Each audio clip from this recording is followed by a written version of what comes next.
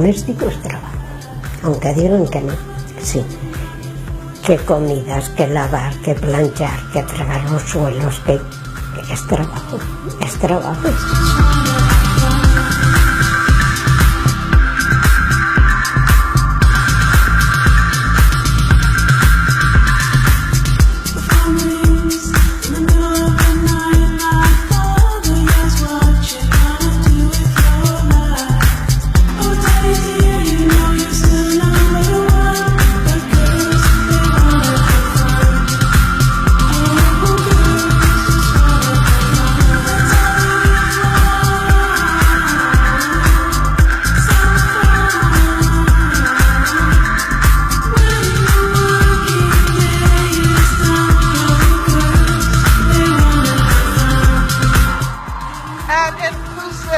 intersectional feminism that calls upon all of us to join the resistance to racism, to Islamophobia, to anti-Semitism, to misogyny, to capitalist exploitation.